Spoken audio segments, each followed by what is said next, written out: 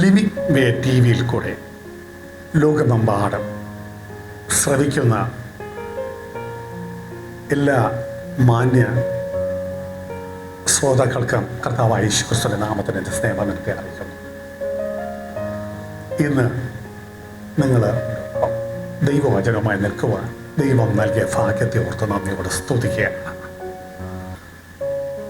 ദൈവത്തിൻ്റെ വചനം നമ്മുടെ കാലിന് ദീപവും പാതയ്ക്ക് പ്രകാശവുമാണ്. ഈ ദൈവത്തിൻ്റെ വചനം അസ്ഥികളെയും മജ്ജകളെയും മാംസപേശികളെയും തുളച്ച് ചെല്ലുന്നു. നാം ഇന്ന് നോക്കുകയാണെങ്കിൽ അനേക രോഗങ്ങളാലും ഭാരങ്ങളാലും വേദനകളാലും തകർന്നിരിക്കുന്ന അനുഭവമാണ്. എന്നാൽ യേശുവിൻ്റെ അടുക്കൽ വന്ന അനേകരെ കർത്താവ് സൗഖ്യമൊക്കെ അതേ കർത്താവിൻ്റെ ആത്മാവിനാൽ കർത്താവിൻ്റെ ശിഷ്യന്മാരും അനേകരെ സൗഖ്യം നൽകി. ഇന്ന് അതേ പരിശുദ്ധാത്മാവിൻ്റെ സാന്നിധ്യം നമ്മുടെ മധ്യത്തിലുണ്ട്, നമ്മുടെ ഇടയിലുണ്ട്. വിശ്വസിക്കുന്നവരാൽ അത്ഭുതങ്ങൾ നടക്കുന്നു. അനേക രോഗികൾ സൗഖ്യമാകുന്നു, ഭൂതങ്ങൾ പുറത്തു പോകുന്നു, മുടന്തർ നടക്കുന്നു, ചെകിടർ കേൾക്കുന്നു, കുരുടർ കാണുന്നു.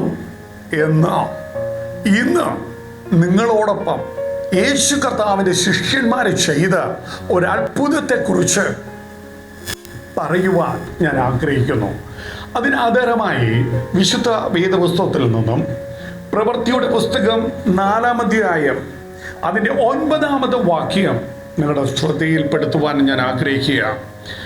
ഈ ബലഹീന മനുഷ്യനുണ്ടായ ഉപകാരം നിമിത്തം ഇവൻ എന്തോന്നിനാൽ സൗഖ്യമായി എന്ന് ഞങ്ങൾ ഇന്ന് വിസ്തരിക്കുന്നു എങ്കിൽ നിങ്ങൾ ക്രൂശിച്ചവനും ദൈവം മരിച്ചവരിൽ നിന്ന് ഉയർപ്പിച്ചവനുമായ നസ്രനായ യേശുക്രിസ്തുവിൻ്റെ നാമത്തിൽ തന്നെ ഇവൻ സൗഖ്യമുള്ളവനായി നിങ്ങളുടെ മുമ്പിൽ നിൽക്കുന്നു എന്ന് എല്ലാവരും ഇസ്രായേൽ ജനമൊക്കെയും അറിഞ്ഞുകൊള്ളുവീൻ എന്ന് തന്റെ ശിഷ്യന്മാരായ യേശുവിൻ്റെ ശിഷ്യന്മാരായ പത്രോസും യോഹന്നാനും മഹാപുരോഹിതനായ ഹന്നാവിനോടും കയ്യഫാവിനോടും യോഹന്നാനോടും അലക്സാണ്ടരോടും മഹാപുരോഹിത വംശത്തിലുള്ളൊക്കെയും അവരോടൊക്കെ പറയുവാനിടയായി.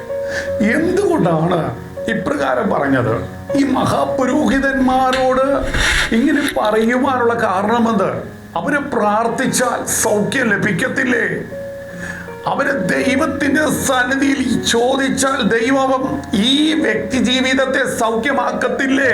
നമ്മിവിടെ നമുക്ക് കാണുവാൻ കഴിയുന്ന സന്ദർഭം ഇപ്രകാരമാണ്. ഒരിക്കൽ 9-ാം മണി നേരത്ത് യേശു കർത്താവിൻ്റെ ശിഷ്യന്മാരായ പത്രോസും യോഹന്നാനും സുന്ദരമെന്ന ദേവാലയ ഗോപുരത്തിന് മുമ്പിൽ കൂടെ കടന്നു പോകുമ്പോൾ അവരവിടെ കടന്നു വരുമ്പോൾ അമ്മയുടെ ഉദരം മുതൽ മുടന്തനായ ഒരു വ്യക്തിയെ ചിലർ ചുമന്നുകൊണ്ട് ഈ ദേവാലയത്തിൻ്റെ മുമ്പിൽ കൊണ്ടിരുത്തുന്നത് അവർ കാണുവാനിടയായി. ഈ കൊണ്ടിരുത്തുന്നവർക്ക് ചില ആദായങ്ങളുണ്ട്. അവർ ആദായത്തിന് വേണ്ടിയാ അവിടെ കൊണ്ടുപോകുന്നത്. അവന്റെ ജോലി എന്താണ്? യാചിക്കുക. അവന് ലഭിക്കുന്നതൊക്കെയും അവരുടെ ഭവനത്തിനും അവനെ കൊണ്ടുവരുന്നവർക്കും ഒരു അനുഗ്രഹമാണ്. അവരൊരു അനുഗ്രഹമാണ്. അവൻ ബലഹീനനാണെങ്കിലും ഒരു അനുഗ്രഹമാണ്. പക്ഷേ ഈ ബലഹീനനായ അവൻ മനുഷ്യനെ കണ്ട് മനസ്സലിയുന്ന ശിഷ്യന്മാരെയാണ് നമുക്ക് അവിടെ കാണുവാൻ കഴിയുന്നത്. അതുകൊണ്ട് ആ ദൈവത്തിൻ്റെ വചനത്തിൽ നമ്മൾ വായിച്ചപ്പോൾ നമുക്ക് മനസ്സിലായത് ഈ ബലഹീനനായ മനുഷ്യന് സൗഖ്യം എങ്ങനെ ലഭിച്ചു എന്ന ചോദ്യത്തിന്റെ നടുവിലാണ് അവരെ കാരാഗൃഹത്തിലേക്ക് അടയ്ക്കുവാൻ വേണ്ടി അവൻ ഹല്ലേലൂയ അവിടെ നിൽക്കുന്നത്. എന്നാൽ ദൈവത്തിന്റെ വചനം നമുക്ക് അവിടെ കാണുവാൻ കഴിയുന്നത് അവൻ പത്രോസും യോഹന്നാനും ആ ദേവാലയത്തിന്റെ മുമ്പിൽ നിൽക്കുമ്പോൾ അവനോട് ചോദിക്കുകയാണ്, യജമാനന്മാരെ ഞങ്ങൾക്ക് വല്ലതും തരയണമേ, എനിക്ക് വല്ലതും തരയണമേ, എനിക്ക് എന്താണ് തരുവാൻ കഴിയുന്നത്? അവർ അവനോട് ചോദിച്ചപ്പോൾ അവര് പറഞ്ഞ് അവരെ വളരെ ശ്രദ്ധയോടെ നോക്കുവാനിടയായി. അവർ വളരെ ശ്രദ്ധയോടെ നോക്കിയപ്പോൾ അവനോട് പറഞ്ഞ ഒരു വാക്കുണ്ട്, കുഞ്ഞെ, വെള്ളിയില്ല, പൊന്നില്ല, നസ്രയനായ യേശുവിൻ്റെ അധികാരമുള്ള നാമം ഞങ്ങളുടെ കരത്തിലുണ്ട്. ആ നസ്രയനായ യേശുവിൻ്റെ അധികാരമുള്ള നാമത്തിൽ അവനെ പിടിച്ചെഴുന്നേൽപ്പിക്കുമ്പോൾ ഒരു ദൈവത്തിൻ്റെ ആത്മാവിൻ്റെ ശക്തി അവൻ്റെ മേൽ ഇറങ്ങി വരികയാണ്. ആ ബലഹീനനാകുന്ന മനുഷ്യനെ അവൻ്റെ ജീവിതത്തിൽ ആ ദൈവത്തിൻ്റെ ശക്തി ഇറങ്ങി വരുവാനിടയായി. നമ്മുടെ ജീവിതത്തിൽ എത്രമാത്രം ബലഹീനതയിൽ അനേക ഭവനങ്ങളിൽ അനേക വ്യക്തികൾ രോഗക്കിടക്കയിലായിരിക്കുക. അനേക ഡോക്ടർമാരെ ചികിത്സിച്ചു, മരുന്നുകൾ കഴിച്ചു, എന്നിട്ട് പോലും സൗഖ്യം പ്രാപിക്കാതെ വളരെ വേദനയോടെ കിടക്കുന്ന വ്യക്തിവിധങ്ങളോട് ഇന്ന് ഈ വചനത്തിൻ്റെ അടിസ്ഥാനത്തിൽ എനിക്ക് പറയുവാനുള്ളത്, യേശു നിങ്ങളുടെ അടുക്കൽ കടന്നു വരും. യേശു നിങ്ങൾ കിടക്കുന്ന കിടക്കയുടെ അരികിൽ കടന്നു വരും. അവനെ വിശ്വസിച്ചുകൊണ്ട് പ്രാർത്ഥനയിൽ എന്ത് തന്നെ യാചിച്ചിരുന്നാലും അത് നൽകി തരാമെന്ന് വാക്ക് പറഞ്ഞ നല്ല കർത്താവ് ഇന്ന് നിങ്ങളുടെ അടുക്കൽ കടന്നു വരും. അതെ, അമ്മയുടെ ഗർഭം മുതൽ മുടന്തനായ വ്യക്തിയുടെ അടുക്കലേക്കാണ് യോഹന്നാനും പത്രോസും അവിടെ കടന്നു ചെന്നത്. അവനവിടെ കണ്ട കാഴ്ച അവൻ യാചിക്കുകയാണ്. അവന്റെ ജീവിതത്തിൽ ആഗ്രഹമില്ലേ ആലയത്തിലേക്കൊന്ന് പ്രവേശിക്കുവാൻ? അല്ലെങ്കിൽ ആലയത്തിൽ മഹാപുരോഹിതന്മാരുണ്ട്, അവർക്കൊന്ന് പറഞ്ഞാൽ മതി, അവർക്കൊരു സൗഖ്യം നൽകാം. പക്ഷെ അവരുടെ മേലുള്ള ദൈവത്തിൻ്റെ ആത്മാവിനെ അവർക്ക് പ്രാപിപ്പാൻ കഴിയുന്നില്ല. അവർക്ക് അതിനെ ഒന്നും ചെയ്യുവാൻ കഴിയത്തില്ല. അവരിലുള്ള ശക്തിയല്ല ദൈവശക്തി. ഇന്ന് പലപ്പോഴും പലയിടങ്ങളിൽ നമ്മൾ കടന്നു പോകാറുണ്ട്.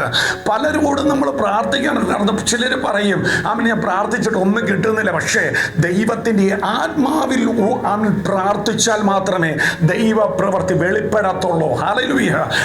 ഏത് പുരോഹിതനാകട്ടെ, ഏത് സഭയാകട്ടെ, ഏത് സഭാവിശ്വാസികളാകട്ടെ, കർത്താവായ യേശു ക്രിസ്തു സ്വർഗാരോഹണം ചെയ്യുന്നതിന് മുമ്പായി തന്റെ ശിഷ്യന്മാരെ വിളിച്ചിട്ട് പറഞ്ഞു, ഞാൻ പോകുന്നതിന് മുമ്പേ എൻ്റെ ആത്മാവിനെ ഞാൻ നിങ്ങളുടെ മേൽ പകരും. പരിശുദ്ധാത്മാവാകുന്ന കാര്യസ്ഥൻ നിങ്ങളോട് കൂടെ ഇരിക്കും. അത് ഈ പരിശുദ്ധാത്മാവ് നിറഞ്ഞവനായ യോഹന്നാനും പത്രോസിന്റെ മേൽ ദൈവത്തിന്റെ അധികാരം ഉണ്ടായിരുന്നു. ദൈവത്തിന്റെ വചനത്തിൽ പറയുന്നത് ഇപ്രകാരമാണ്. 4-ാം അധ്യായം അതിന്റെ 22-ാമത്തെ വാക്യത്തിൽ പറയുന്നു, ഈ മുടന്തനായ വ്യക്തി അവന്റെ ജീവിതത്തിൽ 40ഓളം വയസ്സുണ്ടായിരുന്നു. അവനൊരു കൊച്ചു ബാലനല്ല. ഈ കഴിഞ്ഞ 40 വർഷവും അവൻ ഈ ദേവാലയത്തിന്റെ മുമ്പിൽ ഇരിക്കുന്നത് കണ്ട ഒരുപാട് പ്രവാചകന്മാരുണ്ട്, പുരോഹിതന്മാരുണ്ട്. എന്നാൽ അവർക്കൊന്നും ചെയ്യുവാൻ കഴിയാത്തത് ഈ ബലഹീനനായ ശിഷ്യന്മാർക്ക് ചെയ്യുവാൻ കഴിഞ്ഞു. Praise the Lord. അവർ ബലഹീനരാണെങ്കിൽ ഈ മുടന്തനായ വ്യക്തി ബലഹീനനാ. ഈ ബലഹീനന്റെ മേൽ ദൈവത്തിന്റെ ആത്മാവ് ഇറങ്ങി വന്നു എങ്കിൽ മുടന്തനായ വ്യക്തിയായിരിക്കുന്ന അവൻ ബലഹീനനാണ്. അവന്റെ മേലും അവരുടെ മേലുണ്ടായിരുന്ന പരിശുദ്ധാത്മാവിന്റെ ശക്തി ഇറങ്ങി വരുവാനിടയായി. നാം ഒന്ന് മനസ്സിലാക്കണം, അനേക മരുന്നുകൾ നാം കഴിച്ചു, അനേക ഹോസ്പിറ്റൽ പറഞ്ഞു ഇനി രക്ഷയില്ല എന്ന് പറയുന്നു എങ്കിൽ ഇന്ന് നിന്റെ കിടക്കയുടെ അടുക്കൽ നീ കിടക്കുന്ന അവസ്ഥയിൽ നിന്റെ അടുക്കൽ നസ്രയനായ യേശു ഇറങ്ങി വരും. ആ കർത്താവിന്റെ പരിശുദ്ധാത്മാവിന്റെ ശക്തി ഇവിടെ ഇറങ്ങി വരും. ഈ വചനത്തിന്റെ അടിസ്ഥാനത്തിൽ അവരോട് പറഞ്ഞത് ഇങ്ങനെയാണ്, വെള്ളിയുമില്ല, പൊന്നില്ല, പക്ഷെ ഞങ്ങളുടെ കയ്യിലുള്ള ഒന്ന് മാത്രമാണ്, അത് നസ്രയനായ യേശുവിന്റെ നാമം. ആ നസ്രയനായ യേശുവിന്റെ നാമത്തിൽ അത്ഭുതങ്ങൾ നടക്കും. കല്ലറ തുറന്ന് ലാസറിനെ പുറത്തു കൊണ്ടുവന്ന നസ്രയനായ യേശുവിന്, ആ യേശുവിന്റെ ശിഷ്യന്മാർക്കുടെ മേൽ വ്യാപരിച്ച പരിശുദ്ധാത്മാവിന്റെ ശക്തി നിങ്ങൾ കിടക്കുന്ന കിടക്കയിൽ ഇറങ്ങി വരണമെങ്കിൽ ഈ നിമിഷ കർത്താവിന്റെ സന്നിധിയിൽ നിങ്ങൾ പറയുക, കർത്താവേ, നീ എന്നെ ഒന്ന് സൗഖ്യമാക്കണമേ. അങ്ങയുടെ സൗഖ്യം എനിക്ക് ആവശ്യമാണ്. അങ്ങയുടെ വിടുതൽ വിടുതൽ എനിക്ക് ആവശ്യമാണ്, അങ്ങയുടെ ആശ്വാസം എനിക്ക് ആവശ്യമാണ്. ഇന്ന് ആ കർത്താവിനോടൊന്ന് പറയാമോ? അതേ പത്രോസും യോഹന്നാനും അവൻ സൗഖ്യമാക്കുവാൻ ദൈവത്തിന്റെ ആത്മാവിന്റെ ശക്തി ഇറങ്ങിയെങ്കിൽ ആ പരിശുദ്ധാത്മാവിന്റെ ശക്തി എൻ്റെ ഭവനത്തിൽ, എൻ്റെ ജീവിതത്തിൽ, എൻ്റെ പൈതന്മേൽ, എൻ്റെ മകളുടെ മേൽ, എൻ്റെ മകന്റെ മേൽ, എൻ്റെ പിതാവിന്റെ മേൽ, എൻ്റെ മാതാവിന്റെ മേൽ ഇന്ന് ഇറങ്ങണമേ എന്ന് എത്ര പേർ വിശ്വസിച്ചുകൊണ്ട് പ്രാർത്ഥിക്കുന്നു. അവർക്കൊരു വലിയൊരു വിശ്വാസം ഉണ്ടായിരുന്നു. പുരോഹിതന്മാർ ചോദിക്കുകയാണ്, നിങ്ങൾ ആരുടെ നാമത്തിലാണ് സൗഖ്യം നൽകിയത്? ആരുടെ നാമത്തിലാണ് സൗഖ്യം നൽകിയത്? അവർ വിശ്വസിക്കുന്ന, അവർക്ക് യേശുവിനെ പോലും അവർക്ക് അറിഞ്ഞൂടാ. അപ്പോഴാണ് ശിഷ്യന്മാര് പറയുന്നത്, പത്രോസ് യോഹന്നാന് പറയുന്നത്, നിങ്ങൾ ക്രൂശിച്ചവനും മരിച്ചവരുടെ ഇടയിൽ നിന്ന് ഉയർത്തെഴുന്നേറ്റവനുമായ നസ്രനായ യേശുവിന്റെ നാമം, അതേ ഹല്ലേലൂയ, മരിച്ചവരെ ഉയർത്തെഴുന്നേൽപ്പിക്കുന്ന ദൈവം, മരിച്ചവരെ ജീവിപ്പിക്കുന്ന ദൈവം, രോഗിയെ, കിടരോഗിയെ സൗഖ്യമാക്കുന്ന ദൈവം, മുടന്തനായ വ്യക്തി 40 വർഷം അവന്റെ ജീവിതത്തിൽ കാണാത്ത ആലയത്തിന്റെ അകത്തേക്ക് അവൻ കടന്നു പോകുമ്പോൾ അവൻ അറിയാം, എന്റെ യേശു എന്നെ സൗഖ്യമാക്കി. 40 വർഷം ആലയത്തിന്റെ അകം കണ്ടിട്ടില്ല. എന്നാൽ ഇതാ മുടന്തനായ വ്യക്തി ആ ജനസമൂഹത്തിന് മുമ്പാകെ, ഇസ്രായേൽ ജനം കാണെ, മഹാപുരോഹിതന്മാർ കാണെ, അവൻ നടന്നു വരുന്നത് അവർ കാണുകയാണ്. അവർ ചോദിക്കുന്ന ഒരു ചോദ്യമുണ്ട്, ഇവിടെ ഭിക്ഷ യാചിച്ചുകൊണ്ടിരുന്ന മനുഷ്യൻ ഇവനല്ലയോ? ഇന്ന് ഈ വചനം ശ്രദ്ധിക്കുന്ന ഈ ലോകത്തിലെ ദൈവജനത്തോട് എനിക്ക് പറയുവാനുള്ളത്, കർത്താവിന്റെ അഭിഷേകം നിങ്ങളുടെ മേൽ വരികയാണ്. കർത്താവിന്റെ പരിശുദ്ധാത്മാവിന്റെ സാന്നിധ്യം നിങ്ങളുടെ മേൽ വരികയാണ്. ഒരു നിമിഷം ദൈവത്തോട് നിങ്ങൾ ഒന്ന് സമർപ്പിച്ചു പ്രാർത്ഥിക്കാമോ? യേശുവേ, അങ്ങേക്ക് എന്നെ സൗഖ്യമാക്കുവാൻ കഴിയും. അങ്ങയുടെ ആത്മാവിനെ എൻ്റെ മേൽ പകരണമേ. അങ്ങയുടെ ശക്തി എൻ്റെ മേൽ ഇറങ്ങി വരട്ടെ. എൻ്റെ ബലഹീനതകളൊന്ന് മാറ്റണമേ. എൻ്റെ രോഗക്കിടക്കൊന്ന് മാറ്റണമേ. എൻ്റെ സഹോദരൻ പക്ഷപാത രോഗിയെ കിടക്കുന്നു, അവൻ പാരലൈസായിട്ട് കിടക്കുന്നു, അവന് ക്യാൻസർ ആയിട്ട് കിടക്കുന്നു, അവൻ ഏത് രോഗമാകട്ടെ അതിനെ സൗഖ്യമാക്കുവാൻ യേശുവിന് കഴിയാം. വിശ്വസിക്കുന്നവരാൽ അത്ഭുതങ്ങൾ നടക്കും. ഈ ലിവിങ് ശ്രവിക്കുന്ന ദൈവജനത്തോട് എനിക്ക് പറയുവാനുള്ളത്, എന്നോടൊപ്പം നിങ്ങൾ പ്രാർത്ഥിക്കുമെങ്കിൽ ഇന്ന് ഈ നിമിഷം ദൈവത്തിന്റെ പ്രവൃത്തി വെളിപ്പെടുവാനിടയാകാം.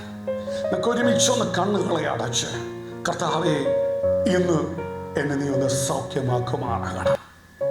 അങ്ങയുടെ വചനം എൻ്റെ മേൽ അങ്ങ് നൽകിയതിനായി സ്തോത്രം. പക്ഷപാത രോഗിയായി 40 വർഷം കിടന്നു, 40ഓളം വയസ്സുള്ള ആ വ്യക്തിവിധത്തെ സൗഖ്യമാക്കിയ ആ കർത്താവിന്റെ കരം എന്നെ ഒന്ന് തൊടുമാറാകണം. എൻ്റെ ഭവനത്തിൽ, എൻ്റെ മക്കളുടെ മേൽ അങ്ങയുടെ കരം അങ്ങ് തൊടുമാറാകണം. കർത്താവേ, അങ്ങൂടെ അല്ലാതെ ഞങ്ങൾക്കൊരു വിടുതലില്ല കർത്താവേ. കർത്താവ് ഒരിക്കലും എഴുന്നേറ്റ് നടക്കത്തില്ല എന്ന് പറഞ്ഞ വ്യക്തി ജീവിതത്തിന്മേൽ കർത്താവിന്റെ ആത്മാവ് ഇറങ്ങിയതുപോലെ ആ കിടക്കയിൽ കിടക്കുന്ന, ബെഡിൽ കിടക്കുന്ന, ഹല്ലേലൂയ, എഴുന്നേറ്റ് നടക്കുവാൻ പോലും കഴിയാത്ത നിലയിലായിരിക്കുന്ന, കണ്ണുനീരിന്റെയും നിരാശയുടെയും നാടുവിലായിരിക്കുന്ന, പ്രത്യാശ നഷ്ടപ്പെട്ട ആയിരിക്കുന്ന ആ വ്യക്തിയുടെ മേൽ ദൈവത്തിന്റെ അഭിഷേകമെന്ന് പകരുമാറാകണം കർത്താവേ. ആരോഗ്യ കിടക്കയിൽ കിടക്കുന്ന ഡോക്ടർമാർ വിധി എഴുതിയത്, ശാസ്ത്രം വിധി എഴുതിയത്, ഇന്ന് ഞങ്ങൾ പ്രാർത്ഥിക്കുമ്പോൾ യേശുവിന്റെ നാമത്തിൽ അത്ഭുത സൗഖ്യം വ്യാപരിച്ചതിനായി സ്തോത്രം. കിടക്കയിൽ നിന്ന് എഴുന്നേൽക്കുവാൻ, ഏത് ആന്തരിക രോഗമാകട്ടെ, ഏത് ശാരീരിക ഒരു പ്രയാസമാകട്ടെ, നസ്രനായ യേശുവിന്റെ അധികാരമുള്ള നാമത്തിൽ ഞങ്ങൾ പ്രാർത്ഥിച്ച് വിടുതൽ കൽപ്പിക്കും. നിങ്ങളുടെ അധികാരമുള്ള നാമത്തിൽ അത്ഭുതം ചെയ്തതിനായി സ്തോത്രം. പിതാ, പുത്ര, പരിശുദ്ധാത്മാവ് ത്രിയേക നാമത്തിൽ തന്നെ ആമേൻ. ഈ സന്ദേശം നിങ്ങൾക്ക് അനുഗ്രഹമായെങ്കിൽ താഴെ കാണുന്ന ഫോൺ നമ്പറിൽ ഞങ്ങളെ ബന്ധപ്പെടുക. ഞങ്ങൾ നിങ്ങൾക്ക് വേണ്ടി പ്രാർത്ഥിക്കും. ദൈവം നിങ്ങളെ അനുഗ്രഹിക്കുമാറാകട്ടെ.